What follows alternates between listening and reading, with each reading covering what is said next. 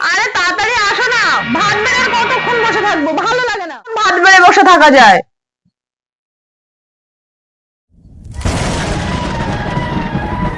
আজ থেকে তোমার খাওয়া বন্ধ এই বাড়িতে। তোমার জন্য আমি এই সংসারের অভাব মেনে নিতে পারছি না।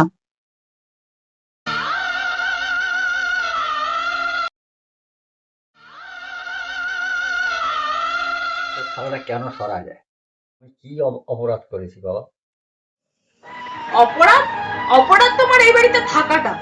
রোজ রোজ তোমার জন্য গাদা গাদা ওষুধের খরচা, খাওয়ার খরচা, এটা খাবো সেটা খাবো। আমার এই সংসারের অভাব মেনে নিতে ভালো লাগছে না। আর সংসারটা যখন আমার, তাহলে তোমাকে কেন খাওয়াতে যাব? বুড়ো হয়েছে এখনো খাই খাই গেল না। থেকে রাত্রে না খেয়ে ঘুমাবে, খালি পেটে থাকার অভ্যেস করো। বয়স তো অনেক হলো।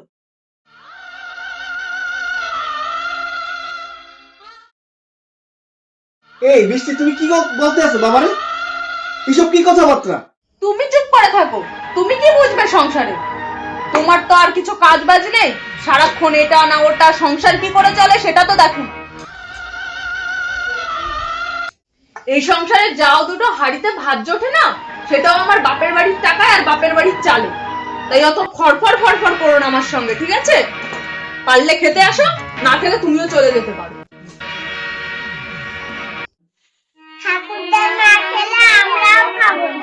বাপের তো 2 পয়সা মুরদ নেই ইনকাম করার, তার উপর ওই ঠাকুরদা ঠাকুরদা করছো। চুপচাপ ভাত খেয়ে নাও। মন্দিরা, এবার কিন্তু বেশি হয়ে যাচ্ছে। বৌমা, তুমি ওদের বকো না, আমি নাই খাবো না।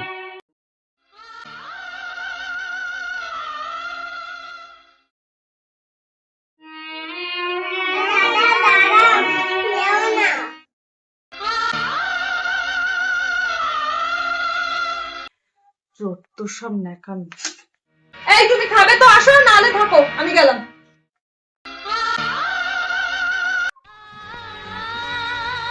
বাবা,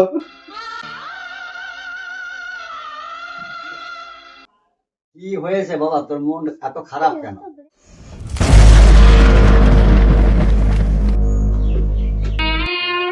টেনশন করিস না, দেখি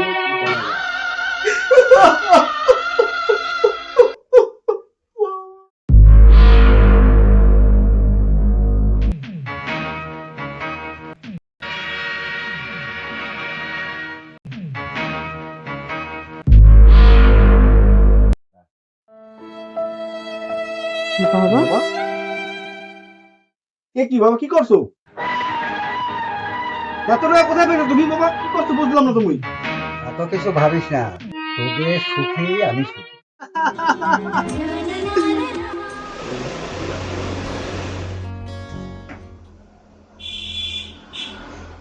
বাবা, 50 টাকা দেবো। 50 টাকা দাঁড়াও, দিতে আছি।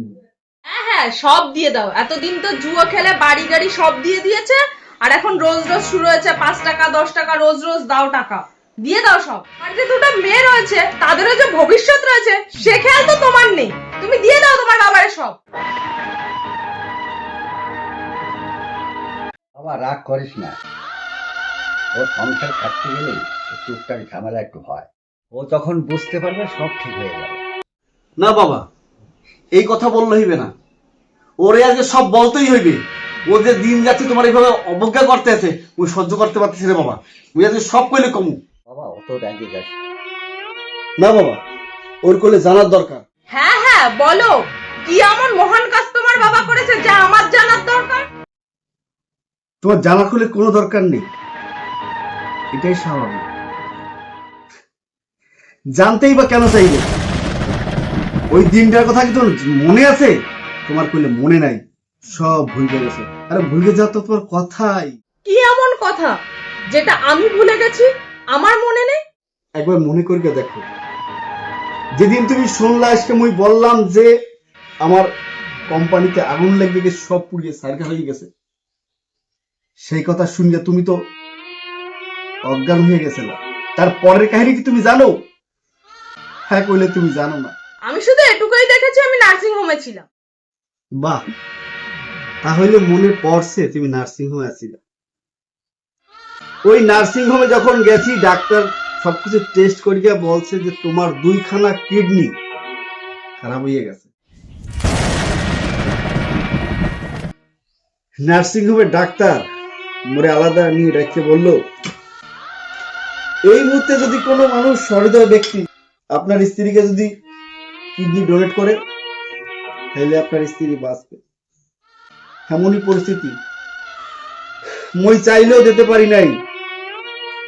ওই মানুষটা তুমি যারা আজগো দিনের পর দিন না খাওয়াই রাখতে চাও, সেই মানুষটা বয়স্ক মানুষটা। বাবা আর বলতে হবে না বাবা।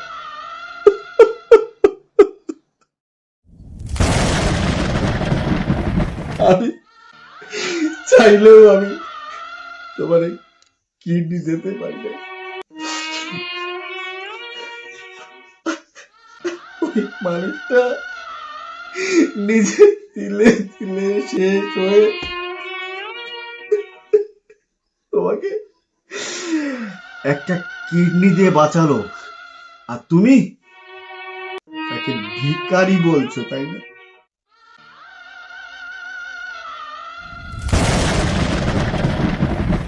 তুমি একবার যদি আমাকে আগে বলতে, আমার দ্বারা এই ভুলটা কখনোই হতো না। আবার ভুল হয়ে গেছে, পারলে ক্ষমা করে দিও। আজকের পর থেকে এই ভুলটা আমার আর কোনোদিন হবে না।